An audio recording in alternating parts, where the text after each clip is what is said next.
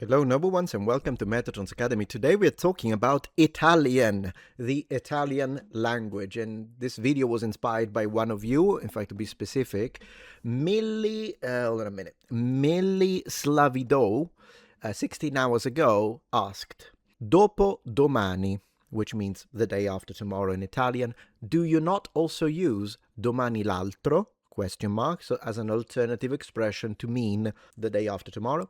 Has that falling out of use is the question. So, very good question. Thank you very much. So, both are Italian, both exist. However, first and foremost, I want to say the most commonly used way to express the day after tomorrow is indeed dopodomani. That's how the majority of Italians say it.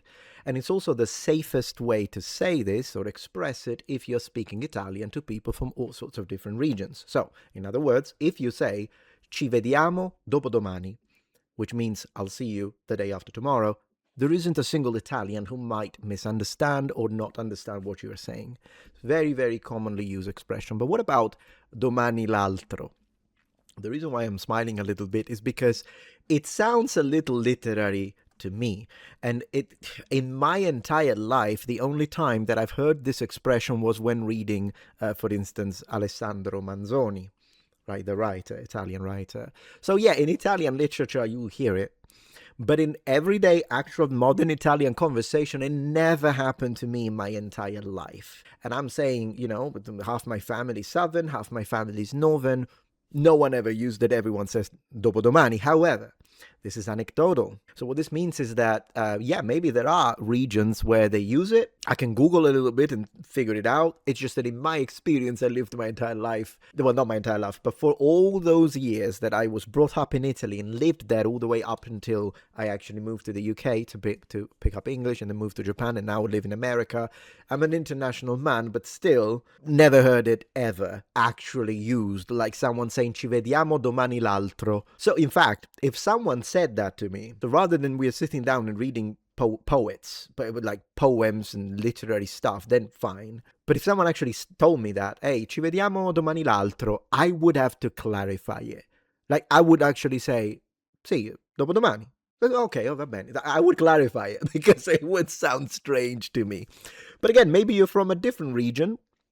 Maybe you're from a little town somewhere in, I don't even know, Tuscany, and then you tell me, oh no, we do use it. Well, good for you. But I'm saying, like, in general, I think it depends on where you're from. And in fact, it's kind of interesting because one way to kind of have an idea on that is we're going to ask AI, see what it says, and then we're going to look at l'Accademia della Crusca, which is a fantastic area where if you have linguistic questions about Italian and you can read Italian, imagine, I don't even know if they offer, that you can, okay, let me share my page. So this is the Accademia della Crusca, which is whenever you have an idea of how is this one actually pronounced in standard Italian, or what is the correct spelling, this is basically the source for natives.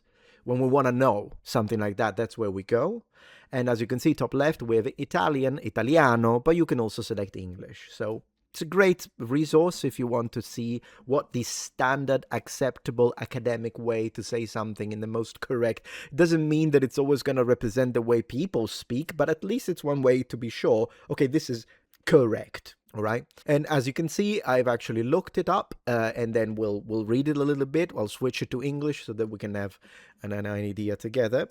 And then I also checked Treccani, which is a famous encyclopedia, and they might give you some connotations. And as you can see, domani l'altro is here, but we'll have to see because, in fact, they are separate. And the only times then it's connected is, once again, Manzoni, you see? So the literary examples rather than everyday speech, Accademia della Crusca, and then, as I said, we've got Treccani.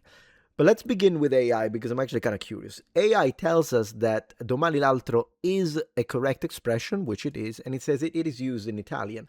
With that, we'll have to see. But then it gives us some examples, and it tells us dopodomani, and it says this is the form that's most common and standard. I agree with that. Dopodomani, guys, go for that one. Then we have domani l'altro. It says molto diffusa, which means it is very common in spoken language. But I have to disagree with the AI, unless, again, I guess it depends, it's region specific. I don't think it's molto diffuso at all. Correct me if I'm wrong. And the reality is that it's a bit like there are some expressions that are correct, but they tend to become regional, even though maybe they would have been correct Italian 300 or 400 years ago, if you know what I mean. Like one example of that is there is the Italian word in standard Italian to say to turn something off, like turn off the light, turn off the TV, turn off the radio, and it's spegnere. That's the verb, to turn off, to switch off. Spegnere, with a ñ sound, spegnere. But then again, the first time I went to visit Florence, I was in Tuscany, I noticed that they use it, but they also tend to use another alternative, which is spengere. I had never heard it before I set foot in Tuscany. Is it incorrect? No. Is it a dialect? No, it's Italian. They even write it though, so it's not even like I saw it written in the garage, like in front of a car park, and then they were saying spengere il motore, so turn off the engine. And I thought, like, gosh, they even write it that way. So, is it commonly used in the entirety of Italy? No. But is it Italian? Yes. Is it correct? Yes. Should you use it? It depends. I mean, if you're going for a very Tuscan accent, I guess, then by all means. But if you're trying to just stick to the most common Italian that can be understood by everyone, then I would rather use spegnere. Now, is this a situation like that when it comes to domani l'altro? To me, no. To me, it sounds archaic. But it's possible that there are some regions or some areas where they still use it. I still would go for dopodomani. Then we have this postdomani. It says more formal or literary. Yeah, I mean, if someone said, just so we are clear, once again, if you told me ci vediamo dopodomani, perfect. Ci vediamo domani l'altro, I'll think you sound a little funny and a bit literary to me, my ear. But then again, if you use it, I would probably understand you might need to clarification, and perhaps there are some regions where they do use this one too, and so they would think nothing of it. But postdomani, oh come on, like this, the only time you would actually use this, because again, you could live your entire life in Italy and not even know this exists. So the only time is if you are commenting, like providing commentary of literature. Then you could use, like, you're reading it, the postdomani, whatever the heck, and then, yeah, you're reading it, but please do not try to use this in any actual conversation, because people won't understand you. Just so we are clear. Now, let's go to the Accademia della Crusca. Let's switch it to English. Okay, il più bel fior ne coglie. And do we even have that entry, though, in English? Maybe not. Let me see. Domani l'altro. Not available in English. Okay, I'm going to translate for you then. All right, so what we have here. Il giorno che viene dopo domani. It's a very long way to say it. Do we have domani l'altro? Domani l'altro. Yes, all right.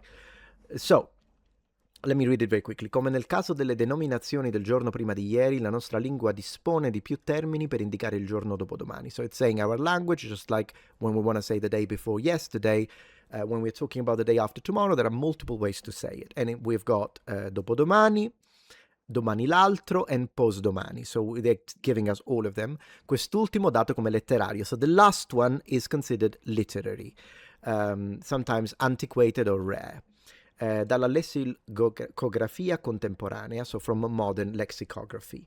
All right. In fact, sometimes it says that the Sabatini Coletti 2008, which is a dictionary, it even tells us postdomani is regional. So maybe there are some regions in Italy. You see, that's why I always say, even if you're an Italian native and you say, oh, we don't say that, maybe say I don't say that, or in my experience, because it's always possible that there is some weird little mountain town where they do use an expression that to you doesn't even sound like Italian. I'm just saying. Now, the same dictionary, so lo stesso dizionario, non registra, so it doesn't record or doesn't present, domani l'altro, forma di tradizione toscana e letteraria. That's what I thought. It is a traditional form of literary and Tuscan. It's a Tuscan literary tradition. It does sound a little Tuscan to me. But then again, I didn't want to say it and then have someone from Tuscany tell me, no, we don't say that. So maybe they do say it, because it does sound like domani l'altro. It does sound a little bit like someone from there, in a nice way. But it says, yeah, Manzoni lo preferirà a Postdomani. So Manzoni, the author, preferred it over Postdomani. And I can say why. I can see why. Postdomani really sounds awful to me, but that's just me. In the final edition of the Promessi Sposi, the promised... how do you translate it in English? Promessi Sposi. I Promessi Sposi. Everyone studies that in Italy.